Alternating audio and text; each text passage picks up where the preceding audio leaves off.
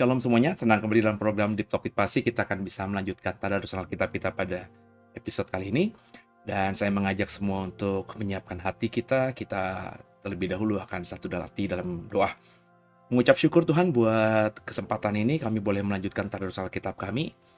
Bicaralah kepada kami lewat pembahasan kami di kitab Yeskiel ini, sehingga mutiara-mutiara yang terpendam selama ini bisa kami temukan, dan kami semakin bisa mengerti tentang Tuhan dan bisa memaknai hidup kami lebih baik lagi ke depannya, hidup yang menyenangkan hati Tuhan tentunya. Bicara kepada kami, jangan satupun kami yang kau lalui, kami siap diberkati, haleluya, amin.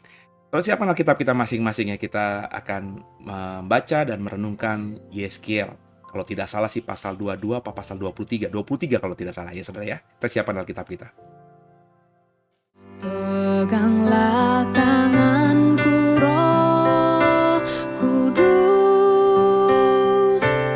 setiap hari. Ku tak dapat jalan sendiri tanpa Roh-Mu.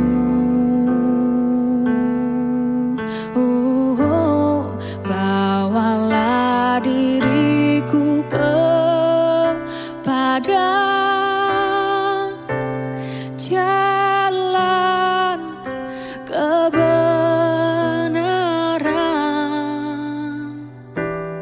agar ku tidak tersesat, mengikuti jalan-Mu. Ya, Yeskiel pasal 23, kakak beradik Ohola dan Oholiba. Saudara, mari sama-sama kita baca ayat pertama dan seterusnya. Datanglah firman Tuhan kepadaku, hai anak manusia, ada dua orang perempuan, anak dari satu ibu. Mereka bersundal di Mesir. Mereka bersundal pada masa mudanya, di mana susunya dijamah-jamah dan dada keperawanannya dipegang-pegang. Nama yang tertua ialah Ohola dan nama adiknya ialah Oholiba. Mereka aku punya dan mereka melahirkan anak-anak lelaki dan perempuan. Mengenai nama-nama mereka, Ohola ialah Samaria, Oholiba ialah Yerusalem. Dan Ohola berzina, sedang ia aku punya. Ia sangat birahi kepada kekasih-kekasihnya, kepada orang Asyur, pahlawan-pahlawan perang, berpakaian kain ungu tua, bupati-bupati dan penguasa-penguasa, semuanya pemuda yang ganteng, pasukan berkuda, pasukan kuda. Ia melakukan persendalannya dengan mereka, semuanya orang Asyur, pilihan. Ia menajiskan dirinya dengan semua orang kepada siapa ia birahi dan dengan berhala-berhalanya. Ia tidak meninggalkan persundalannya yang dilakukannya sejak dari Mesir. Sebab pada masa mudanya orang sudah menidurinya dan mereka memegang-pegang dada keperawanannya dan mencurahkan persundalan mereka kepadanya. Oleh sebab itu aku menyerahkan dia ke dalam tangan kekasih-kekasihnya, dalam tangan orang Asyur, pada siapa ia birahi. Mereka menyingkapkan auratnya, anak-anaknya lelaki dan perempuan ditangkap dan ia sendiri dibunuh dengan pedang. Dengan demikian namanya dipercakapkan di antara kaum perempuan, sebab hukuman telah dijatuhkan atasnya. Walaupun hal itu dilihat oleh adiknya, Oholiba, ia lebih birahi dan persundalannya melebihi lagi dari kakaknya. Ia birahi kepada orang-orang Asyur, kepada bupati-bupati dan penguasa-penguasa, kepada pahlawan-pahlawan perang yang pakaiannya sangat sempurna, pada pasukan kuda, semuanya pemuda yang ganteng. Aku melihat bahwa ia menajiskan diri. Kelakuan mereka berdua adalah sama, bahkan ia menambah persundalannya lagi. Ia melihat laki-laki yang terukir pada dinding, gambar orang-orang Kasdim, diukir dalam warna linggam. Pinggangnya diikat dengan ikat pinggang, kepalanya memakai serban yang berjuntai. Semuanya kelihatan seperti perwira yang menyerupai orang Babel dari Kasdim, tanah kelahiran mereka. Segera sesudah kelihatan oleh matanya ia birahi kepada mereka dan mengirim suruhan kepada mereka ke tanah Kasdim. Maka orang Babel datang kepadanya menikmati tempat tidur percintaannya dan menajiskan dia dengan persundalan mereka. Sesudah ia menjadi najis oleh mereka, ia meronta dari mereka. Oleh karena ia melakukan persundalan dengan terang-terangan dan memperlihatkan sendiri auratnya, maka aku menjauhkan diri karena jijik daripadanya. Seperti aku menjauhkan diri dari adiknya.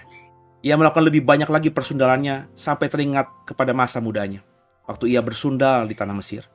Ia birahi kepada kawan-kawannya bersundal yang auratnya seperti aurat keledai, jakarnya seperti jakar kuda. Engkau menginginkan kemesuman masa mudamu, waktu orang Mesir memegang-megang dadamu dan menjamah-jamah susu kekadisanmu. Oleh sebab itu, hai Oholiba, beginilah firman Tuhan Allah. Memang engkau sudah menjauhkan diri dari kekasih-kekasihmu, tapi sungguh, aku akan menyuruh mereka bergerak melawan engkau. Aku akan membawa mereka melawan engkau dari sekitarmu, orang Babel dan semua orang Kasdim, orang Pekot, orang Soa, dan orang Koa, dan semua orang Asyur bersama mereka, pemuda yang ganteng, bupati-bupati, dan para penguasa semuanya, perwira-perwira dan pahlawan-pahlawan perang, pasukan kuda semuanya. Mereka datang melawan engkau dengan banyak kereta dan roda-roda, dan sekumpulan bangsa-bangsa. Mereka akan menyusun perisai besar dan kecil dan ketopang di sekitarmu melawan engkau. Dan aku akan menyerahkan perkara ini di hadapannya. Mereka akan menghakimi engkau menurut hukum mereka. Aku akan membalaskan cemburuanku kepadamu, sehingga mereka memperlakukan engkau dengan kemurkaan. Hidung dan telingamu akan dikerat, dan sisamu akan mati rebah oleh pedang. Mereka akan menangkap anak-anakmu laki-laki dan perempuan, dan sisanya akan dimakan api. Mereka akan melanjangi engkau dan merampas perhiasan-perhiasanmu. Aku akan membuat engkau menghentikan kemesumanmu dan persundalanmu sejak dari tanah Mesir, sehingga engkau tidak lagi melirik kepada mereka dan tidak lagi mengingat-ingat orang Mesir. Sebab beginilah firman Tuhan Allah.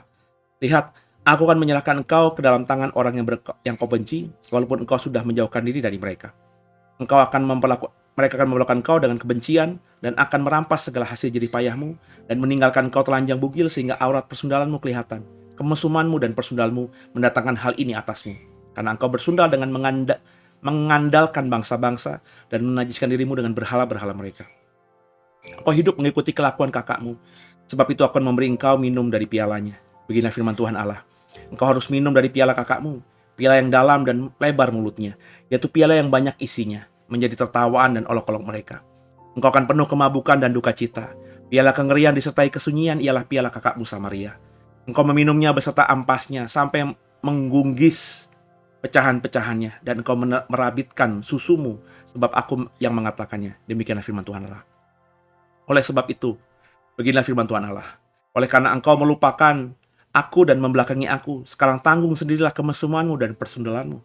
Lalu Tuhan berfirman kepadaku, hai anak manusia, maukah engkau menghakimi Ohola dan Oholiba dan memberitahukan kepada mereka perbuatan-perbuatan yang keji?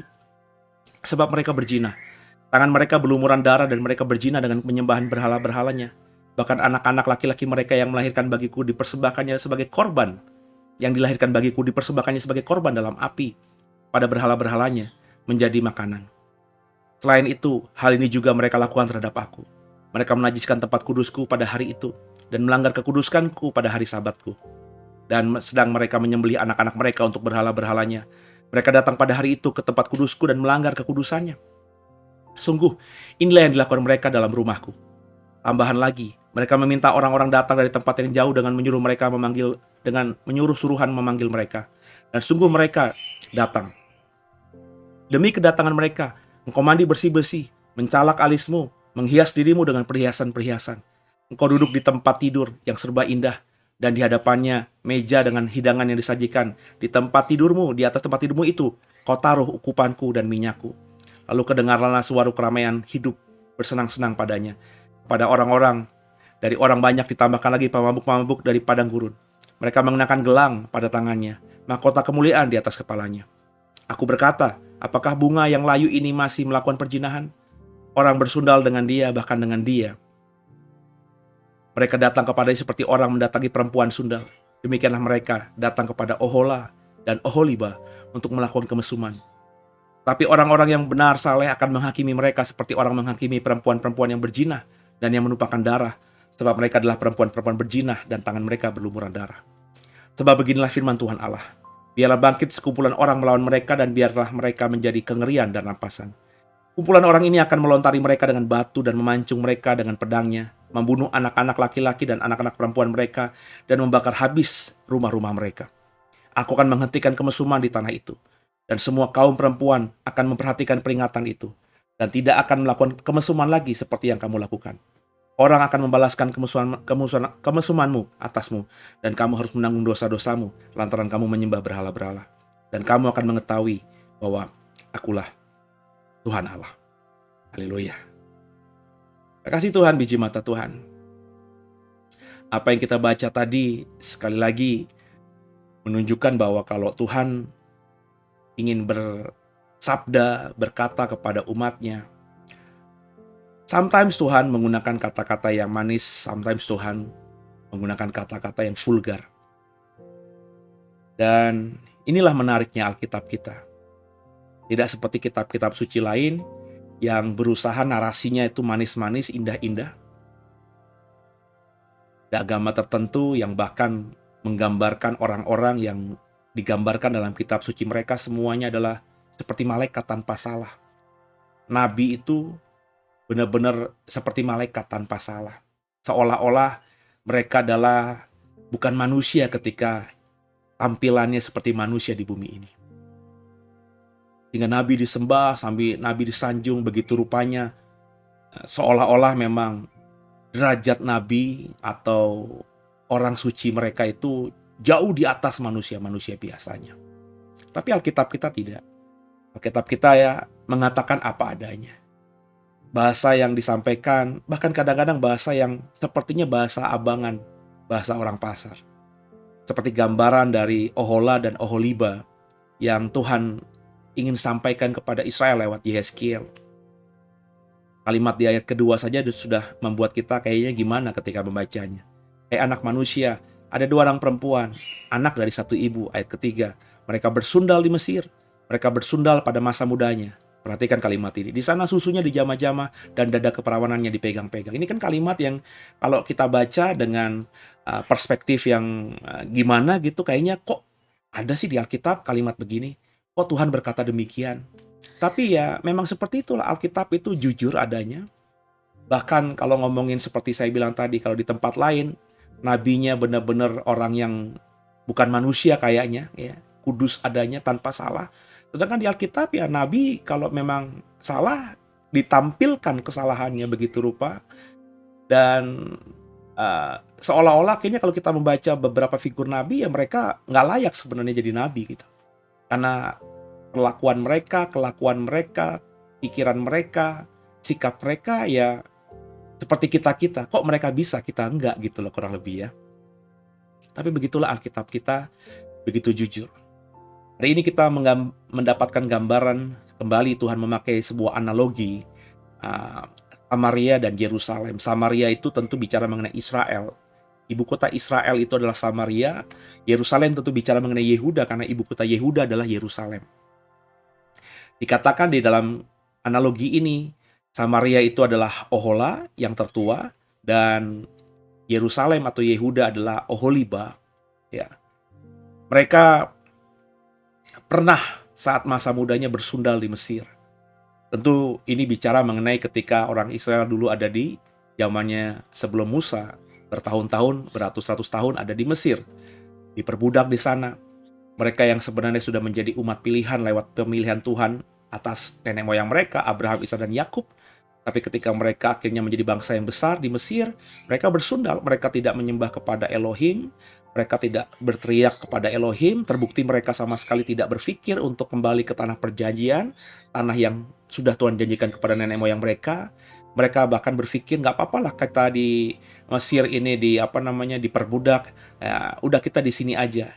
Dengan gambaran mereka pasrah di Mesir, tidak ada hasrat sama sekali untuk kembali ke tanah perjanjian, itu menandakan bahwa mereka sudah melupakan Tuhan dan bersundal, tanda kutip ya, bersundal dalam analogi ini tentu maksudnya adalah memuja, menyembah, dan mempersembahkan korban, beribadah kepada dewa-dewi Mesir. Itulah gambaran Israel. Itu kenapa mereka ratusan tahun seolah-olah Tuhan lupakan ya di Mesir ya. Mereka karena di Mesir ya seperti itu memang benar-benar lupa sama Tuhan. Sampai akhirnya Tuhan bukan berarti lupa ya, bukan berarti juga membiarkan. Ya Tuhan menolong mereka semata-mata karena janjinya kepada Abraham, Ishak, dan Yakub. Itu luar biasanya Tuhan kita kalau sudah berjanji meskipun keturunan Abraham, Ishak, dan Yakub itu udah bejatnya minta ampun, udah dosanya udah luar biasa. Kalau saya jadi Tuhan mungkin saya udah gak peduli lagi, tapi karena dia ingat janjinya, semata-mata karena dia ingat janjinya kepada para sahabatnya Abraham, Ishak, dan Yakub, maka dia menyelamatkan Israel. Tapi meskipun demikian, Israel yang sudah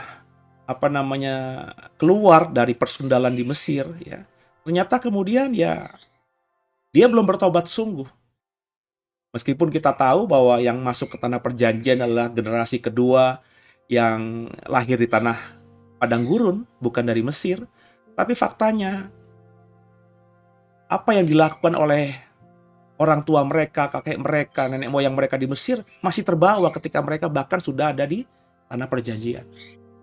Sehingga dikatakan baik Samaria dan Yerusalem itu kembali melakukan persundalan. Yang kalau kita baca tadi gambaran pertamanya tentu Samaria ya yang kembali bersundal hebat dengan memberikan tubuhnya, badannya, bahkan mengundang orang-orang Asyur untuk menidurinya. Bapak Ibu, kemudian kita membaca lagi tadi adiknya juga demikian, bahkan lebih hebat lagi. Kalau Ohola, Samaria dengan Asyur, dengan orang-orang ganteng, berkuasa, mereka bersundal dengan dewa-dewinya, ya. Tapi Oholiba, Yerusalem, Yehuda, itu lebih lagi, bukan saja dengan Asyur, tapi juga mereka tertarik secara birahi dengan orang-orang Kasdim, orang-orang Babel. Tadi dibacakan Bapak Ibu ya. Mereka bahkan mengirim utusan untuk mengundang mereka datang ke Yerusalem. Dan akhirnya bersundal dengan mereka. Dan kita membaca juga akhirnya, ya, meskipun Yerusalem, meskipun Oholiba itu akhirnya tidak lagi mau bersundal dengan orang-orang Babel, ya, karena satu dan lain hal mereka akhirnya menolak lagi, tanda kutip bertobatlah begitu. Tapi apa yang dilakukannya dulu, seperti kakaknya Ohola, apa yang dilakukan dulu kepada Asyur, itu Tuhan ingat. Tuhan nggak pernah lupa, ya, karena mereka dulu sudah menyakiti Tuhan, bersundal dengan dewa-dewi, dengan orang-orang lain. Mereka yang menawarkan diri mereka, mempertontonkan diri mereka, mempertontonkan aurat mereka, dan akhirnya bersundal hebat dengan mereka, orang-orang Asyur, orang-orang Kasdim, orang-orang Babel ini. Akhirnya di kemudian hari, ya, meskipun mereka sudah lagi tidak mau bersundal, ya, entah bertobat apa tidak, ya, intinya mereka tidak lagi mau bersundal dengan orang-orang Kasdim ini. Dalam hal ini bicara mengenai Oholiba, Yerusalem. Tapi akhirnya Tuhan yang bilang, karena kau dulu bersundal dengan mereka, kau yang mengundang mereka, maka kau akan dihabisi oleh mereka. Anakmu laki-laki, anakmu perempuan, bahkan yang tersisa akan mati karena pedang. Saudara, biji mata Tuhan, ketika saya baca ini, saya teringat dengan cerita yang pernah saya baca di Perjanjian Lama yang cukup terekam. Ada seorang raja Israel yang luar biasa, namanya Raja Hizkia. Siapa yang tidak kenal Raja Hizkia? Raja Hizkia ini sudah divonis oleh Tuhan akan mati, ya. Tapi kemudian dia benar-benar bertobat, benar-benar mengadu, benar-benar berdoa, berpuasa, minta agar Tuhan perpanjang usianya. Dan Tuhan mendengarkan doa dia, ditambah usianya 15 tahun. Ini luar biasa. Bahkan ada orang seperti Hizkia yang bisa membatalkan kehendak Tuhan. Tuhan yang sudah ingin membunuhnya, membuatnya binasa, mati gitu ya, karena sakit penyakit. Tapi karena dia bertobat, karena dia berbalik benar-benar mendekatkan diri pada Tuhan, Tuhan berbelas kasih, menunda kematiannya 15 tahun. Tapi kita tahu juga cerita ini ada kalau tidak salah di 2 Raja-Raja, ya, 14, 15, 16, 17, 18, 19, 20 mungkin ya. Cerita tentang raja-raja Yehuda dan raja-raja Israel. Ada Raja Hizkia, kalau tidak salah cerita ini ada di 2 Raja-Raja pasal 20-an ya. Kalau tidak salah 19 atau 20 begitu. Tapi ketika Hizkia ini sudah diperpanjang usianya oleh Tuhan, dia menjadi sombong mungkin.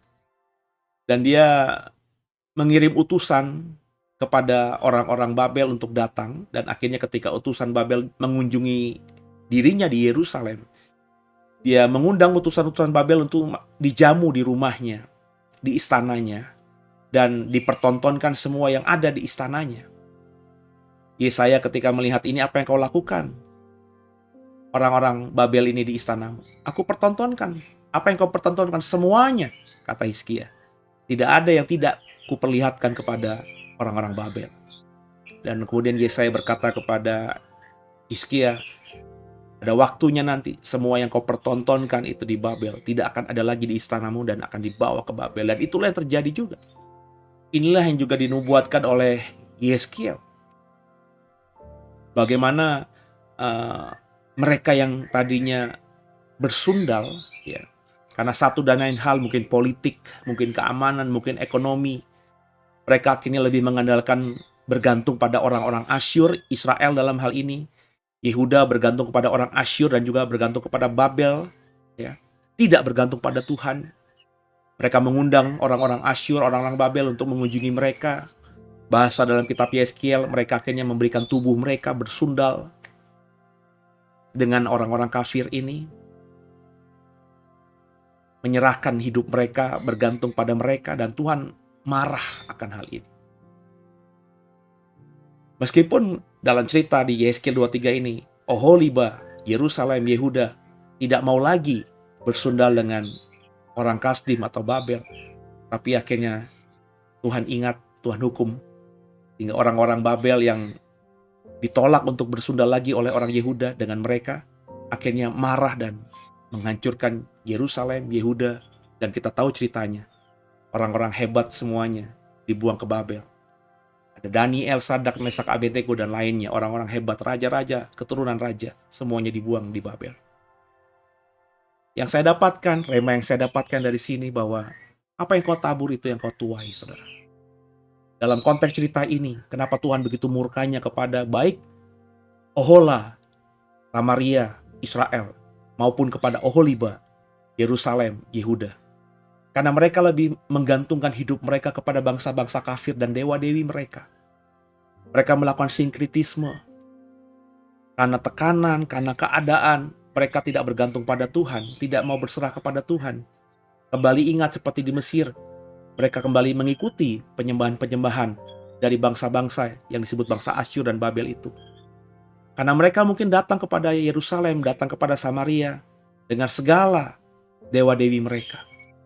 Dan Israel dan Yehuda yang tergoda untuk menjadi besar dan masyur seperti Asyur dan Babel, akhirnya mau berjinah, tanda kutip, bersundal. Mereka mau mempersembahkan korban bakaran kepada dewa-dewi Asyur dan Babel itu. Kalau kita baca tadi, bahkan habis mereka mempersembahkan persembahan berhala kepada dewa-dewi Asyur dan Babel, orang yang sama datang ke rumah Tuhan untuk mempersembahkan sesuatu kepada Tuhan. Dan ini menyakitkan hati Tuhan. Mereka mendua hati. Mereka tidak meninggalkan peribadahan mereka kepada Tuhan, kepada Elohim, kepada Yahweh, kepada Allahnya Abraham, Ishak, dan Yakub. Tapi mereka juga beribadah kepada ilah-ilah lain. Baal-baal, dewa-dewi lain. Dan itu menyakitkan Tuhan. Sejak awal Tuhan sudah berkata, aku adalah Allah yang pencemburu. Jangan ada ilah lain di hadapanku. Perintah itu tegas. Kepada Musa disampaikan kepada Israel, itu tegas banget. 10 perintah Allah, the 10 of the commandment. 10 perintah Allah. Tapi Israel di zamannya Yehezkiel, Yehuda di zamannya Yehezkiel, tidak setia kepada Tuhan. Dengan alasan apapun, meskipun mereka tetap beribadah kepada Allahnya Abraham, Ishak, dan Yakub, Allah yang disembah nenek moyang mereka, tapi mereka juga bergantung, akan menyembah ilah-ilah lain. Di hari-hari ini, di tengah zaman yang akan kata orang dunia, bahkan kata presiden kita, akan masuk 2023 zaman yang gelap. Saya berharap saudara tetap hidup bergantung sama Tuhan, mengandalkan Tuhan, tetap setia kepada Tuhan. Ketika hidup berat sekalipun, jangan pernah tinggalkan Tuhan. Semakin hidup dalam beratnya dunia, tekanannya dunia, semakin justru kita datang kepada Tuhan, menghampiri Tuhan, melekat pada Tuhan, membangun keintiman yang lebih romantis lagi dengan Tuhan. Dan bukan tergoda untuk mencari berkat, untuk menyelamatkan diri dengan cara-cara dunia, dengan cara-cara yang tidak berkenan kepada Tuhan. Sebab saya percaya setiap kita nanti ketika mengalami tekanan apapun, dunia akan menawarkan kemudahan. Setan-setan, roh-roh jahat tentu akan menggoda kita, menggocok kita dengan menawarkan jalan keluar yang semu. Dan ketika Bapak Ibu tidak mengandalkan Tuhan, tidak melekat pada Tuhan, tidak intim dengan Tuhan, semua tawaran yang instan itu, yang menggoda itu, pasti akan kita ambil. Karena kita tidak kuat menghadapi tekanan hidup, terlebih karena kita tidak dekat dengan Tuhan. Ketika kita melakukan hal itu, meskipun kau tetap Kristen, ya, lewat program ini, saya seperti melihat masa depan begitu. Bahwa banyak orang Kristen nanti tetap beribadah di gereja. Tetap didoakan oleh pendetanya. Tetap sepertinya tidak goyah imannya. Tapi dalam praktek hidupnya sehari-hari, dalam pekerjaannya, dalam dia berbisnis, dalam dia berusaha, dalam dia bekerja, selalu berusaha mencari jalan lain dengan akalnya, dengan otaknya, yang tentu dipengaruhi oleh orang-orang di sekitarnya yang sangat duniawi. Banyak orang di depan nanti tetap percaya kepada Tuhan Yesus sebagai Tuhan Juru Selamat hidupnya. Tapi dalam praktek hidupnya sehari-hari, lebih banyak mengandalkan hidupnya pada dunia. Lebih banyak menggantungkan hidupnya kepada dunia. Dunia di sini adalah kuasa-kuasa yang bukan dari Tuhan. Dunia di sini adalah semua yang bertentangan dengan firman Tuhan. Dengan cara berbisnis yang tidak baik, menipu, menghalalkan segala cara, yang penting dirinya diberkati dan gak peduli sama orang lain. Yang penting dia dapat cuan, gak peduli dengan apa yang didapatkannya itu menyusahkan dan membuat orang lain menderita begitu rupa. Banyak tawaran-tawaran bisnis nanti yang sepertinya baik untuk kita, tapi ternyata di balik semua itu ada rencana jahat setan untuk kita dan orang-orang yang bisa kita pengaruhi. Bapak Ibu, ketika kita lakukan ini, kau tetap Kristen, tapi hidupmu sebenarnya bukan seorang Kristen. Dan ketika ini terjadi, meskipun nanti kau akhirnya setelah diberkati, kau tidak lagi melakukan hal itu. Perhatikan, apa yang kau tabur, itu yang kau tuai. Saya kenal beberapa orang yang saya tahu dulunya hidup dalam kejahatan, mendua hati, bersinkritisme, Kristen sejak lahir, tapi ketika membangun usaha, membangun bisnis, mengandalkan pesugihan, mengandalkan orang-orang kuat, punya jimat-jimat, ada mantra-mantra, mempersembahkan sesuatu kepada roh-roh jahat. Diberkati dia, kaya raya dia. Ketika sudah berkelimpahan, dia berpikir, aku gak lagi butuh roh-roh jahat itu. Aku gak lagi butuh sesuatu dari yang tidak menyenangkan Tuhan. Maka dia berhenti bergaul dengan kuasa-kuasa jahat itu. Kekasih Tuhan, apakah Tuhan memudahkan? Apakah Tuhan begitu melupakan apa yang dilakukan orang ini? Dari cerita di Yeskiel 13:23 ini, Tuhan ternyata gak lupa. Bukan saja Tuhan akan menghabisi kekayaan yang didapatkan yang bukan daripadanya, tapi Tuhan akan membinasakan semua keturunannya. Apakah kita mau hidup kita di masa depan kita dapatkan, kita raih kemewahan itu dari hal-hal seperti ini? Kita berpikir masa mudaku bergantung sama roh jahat saja, sama dunia saja. Nanti kalau sudah tua kita baru bertobat. Banyak sekali orang seperti itu. Tapi apakah bisa? Saya juga banyak ketemu orang yang di masa pensiunnya tiba-tiba aktif di gereja. Yang di masa pensiunnya tiba-tiba jadi penatua diaken di gereja. Yang di masa pensiunnya tiba-tiba menjadi orang yang seperti imam-imam di gereja. Berkhotbah, menasihati A, B, C, D kepada anak-anak muda. Padahal ketika di masa mudanya, dia hidup jauh dari Tuhan.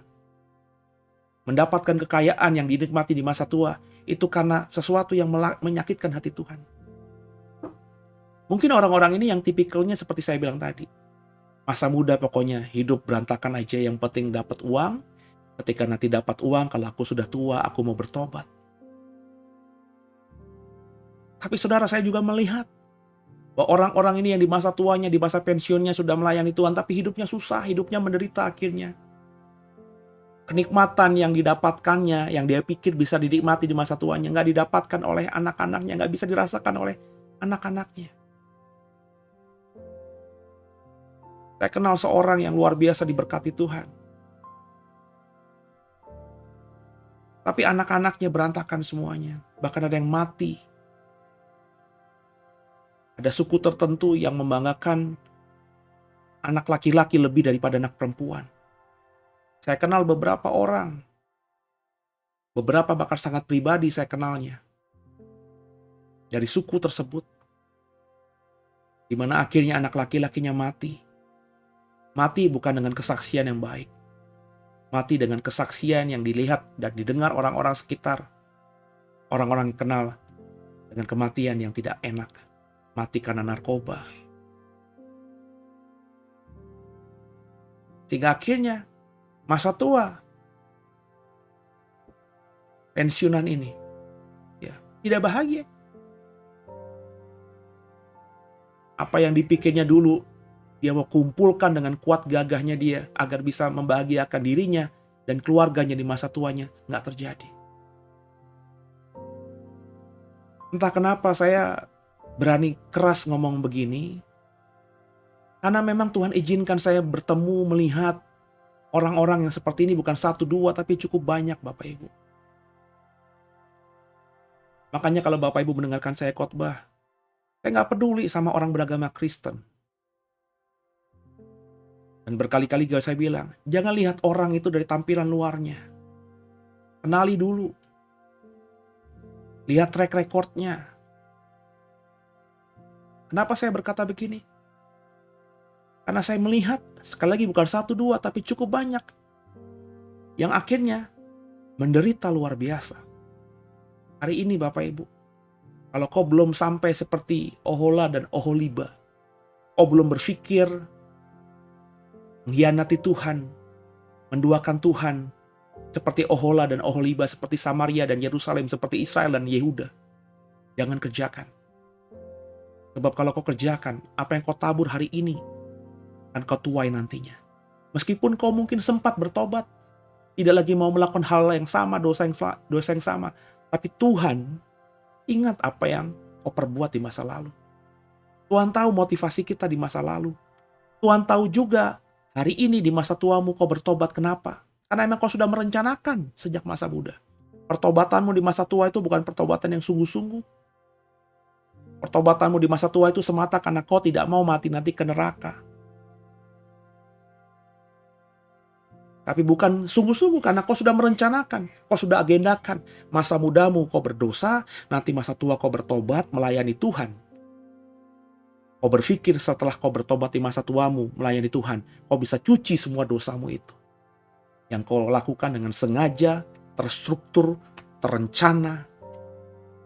Seperti yang dilakukan oleh Israel dan Yehuda. Israel, Samaria, Ohola, yang bersundal dengan orang-orang Asyur sebelumnya. Menikmati hubungan intim, memuaskan nafsu seksual mereka dengan orang-orang Asyur. Akhirnya dihancurkan hak Asyur. Sejarah mencatat itu. Oholiba yang melihat kakaknya akhirnya juga bersundal dengan Asyur. Bahkan bukan cukup dengan Asyur seperti kakaknya. Dia mengundang orang-orang Babel untuk tidur dengan dirinya di Yerusalem. Setelah mereka puas, meskipun mereka tidak lagi mau bersundal dengan orang-orang Babel ini, tapi Tuhan ingat. Dan akhirnya kita tahu sejarahnya. Nebukadnezar dan Babel menghancurkan Yerusalem, menghancurkan Yehuda. Dan semua yang baik-baik dari Yerusalem diboyong ke Babel. Inilah penghukuman Tuhan yang bisa kita lihat dalam sejarah Israel dan Yehuda. Berharap sungguh, hari ini kalau kau pernah melakukan yang sama seperti apa yang dilakukan oleh Yerusalem dan juga Samaria, bertobat benar-benar, segera. Minta ampun kepada Tuhan segera. Kalau ada di masa lalumu kau sakiti, minta maaf kepadanya segera. Kalau ada yang kau rebut dari orang lain di masa lalu dengan semena-mena, dengan kehebatanmu, kembalikan segera. Bahkan kalau kau bertobat sungguh, kau bisa melakukan apa yang dilakukan oleh Zakheus, mengembalikannya sekaligus beberapa kali lipat. Kerjakan itu. Supaya apa? Supaya ketika kita nanti hidup sudah dalam pertobatan, kita benar-benar mengalami damai sejahtera, sukacita dari Tuhan. Gak seperti orang-orang yang saya saksikan tadi. Mereka merasa sudah bertobat cukup, aktif di gereja cukup, padahal mereka sudah melukai banyak orang di masa lalu mereka, dan mereka tidak minta maaf pada orang-orang yang mereka zolimi. Mereka melayani Tuhan. Mereka berpikir kalau sudah melayani Tuhan, dosa mereka gampang gitu. Memang ada ayatnya. Kalau kau mengaku dosa, dosamu akan dibuang di tubir laut yang paling dalam. Tapi kalau kau melakukan dosa di masa lalu dengan terstruktur, dengan terencana, itu agendamu. Seperti yang dilakukan oleh Yerusalem, oleh Samaria, terstruktur. Kau sengaja merancang hidupmu, masa mudamu, pokoknya hidup semua maunya. Raih segala-galanya dengan kuat gagahmu. Nikmati masa mudamu, nanti masa tua baru bertobat. Orang yang berprinsip seperti ini. Masa tuanya mungkin secara kasat mata dilihat orang sekitarnya dia bertobat. Tapi dengarkan saya, Tuhan yang paling tahu isi hatimu akan menghancurkan masa tuamu. Seperti apa yang kau lakukan kepada Tuhan di masa mudamu. Apa yang dilakukan Asyur, apa yang dilakukan oleh Israel dan Yehuda di masa muda mereka. Dengan berjinah, bersundal dengan orang Asyur, dengan orang Babel, dan sembahan-sembahannya mereka mendua kepada Tuhan. Mereka tetap beribadah, tapi mereka menyembah dewa-dewi Asyur dan Babel. Membuat Tuhan di kemudian hari menghancurkan Israel, menghancurkan Samaria, menghancurkan Yehuda, menghancurkan Yerusalem. Dengan apa? Dengan kekasih-kekasih yang mereka bersundal bersamanya di masa muda. Apa yang kau tabur, itu yang kau tuai. Saya mendapatkan kebenaran ini, saya ngeri. Saya gak mau main-main sama Tuhan saya. Sebab Tuhan saya maha kuasa. Orang boleh bilang, enggak, Tuhan gak begitu. Tuhan maha pengampun, maha penyayang. Saudara, saya percaya itu. Tapi ada sisi lain Tuhan juga yang harus kau tahu. Dan ayat-ayat yang kita baca di Yesaya 23 ini. Ini bicara mengenai Tuhan yang sama yang kita sembah dalam nama Yesus Kristus. Inilah Tuhan yang sama dengan Tuhan perjanjian baru yang katanya, katamu loh ya, bukan kata saya, itu penuh dengan kasih karunia, seolah-olah baik semata-mata. Saya tidak bilang Tuhan jahat. Tapi Tuhan yang baik itu harus kita lihat dengan perspektif yang benar. Tuhan yang maha baik itu harus kita lihat dengan kacamata yang benar. Jangan kau berpikir Tuhan baik itu, baiknya hanya ada yang di kepalamu. Apakah ketika Tuhan menghukummu karena masa mudamu yang salah, karena kau berdosa, itu Tuhan yang tidak baik? Ingat, dia mungkin tidak baik kepadamu, tapi dia melakukan itu karena kebaikan. Karena dia ingin yang di surga adalah orang-orang yang memang mau berproses sempurna menjadi seperti Kristus ketika di bumi. Sama-sama coba dipahami benar-benar, dicermati benar-benar, direnungkan benar-benar, dan kemudian sama-sama kita kerjakan.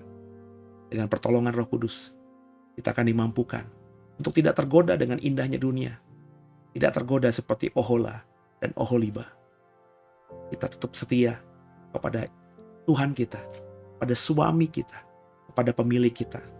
Apapun keadaannya, kita akan bilang, ku tetap setia. Semoga dipahami, dimengerti, dan jadi berkat. Haleluya.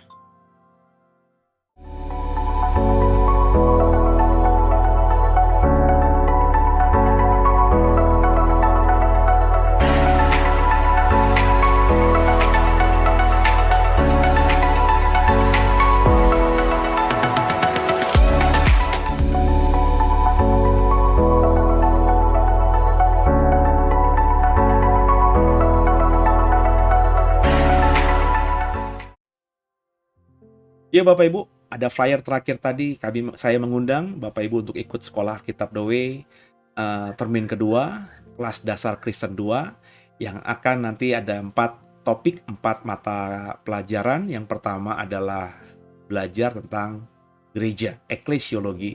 Kita sudah lewati 4 mata pelajaran atau 4 topik sebelumnya di kelas dasar Kristen 1. Kalau Bapak Ibu belum mengikutinya, ikut saja yang sekarang ini, karena nanti apa yang tidak Bapak Ibu ikuti sebelumnya itu akan kami ulang lagi di kemudian hari, sehingga semua pemahaman Kristen, ada 12 pertemuan, ada 12 tema nanti akan tersampaikan dan semua bisa mendapatkannya. Jadi silakan ikut di tengah-tengah, nggak apa-apa, ini kelas berjalan ya.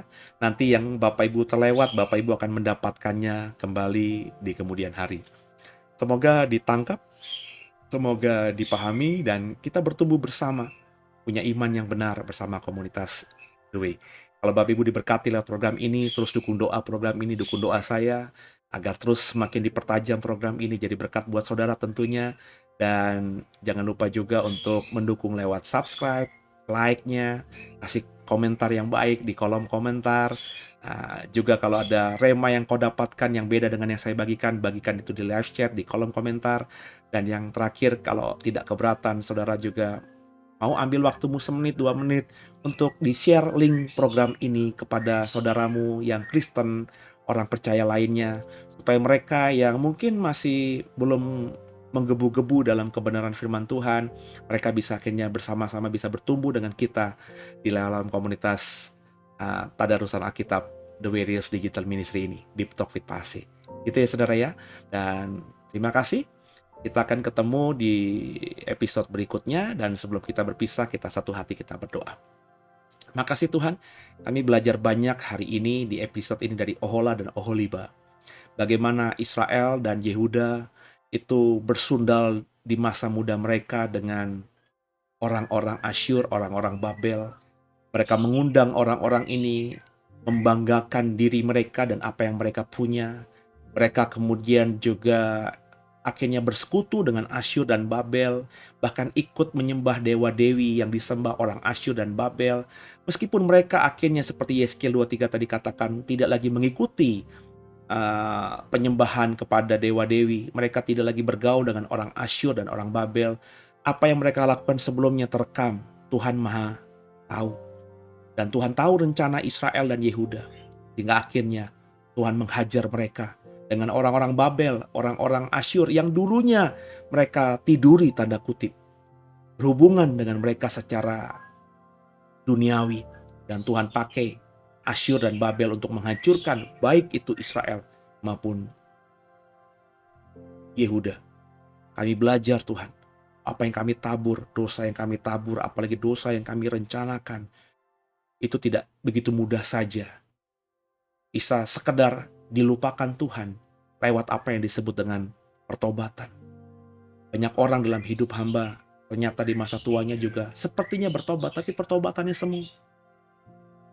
Dengan orang berkata, ya kalau sudah tua ke gereja lah, ya kalau sudah tua ibadah lah, ya kalau sudah tua baca Alkitab lah. Itu menandakan bahwa memang mereka sudah merencanakan sebelumnya, jauh sebelumnya, bahwa di masa muda udah hidup semau-maunya sendiri saja. Pesta pora saja, nikmati dunia saja. Tapi nanti di akhir tua datang kepada Tuhan. Dan ternyata lewat kesaksian yang aku sampaikan tadi, aku melihat banyak orang yang masa tuanya tampaknya sudah bertobat, tapi masa tuanya gak bahagia. Semuanya habis di masa tuanya. Itu yang terjadi atas Israel. Itu yang terjadi atas Yehuda. Berharap sungguh lewat program ini gak terjadi atas kami. Ampuni salah dosa kami dengan sungguh Yesus. Kami bertobat dengan sungguh. Hari ini kaulah Tuhan juru selamat kami yang hidup. Dan ke dalam tangan-Mu lah kami serahkan tubuh, jiwa, dan roh kami. Haleluya. Sampai jumpa di episode berikutnya. Tetap semangat dalam Tuhan. Tuhan Yesus memberkati. Haleluya.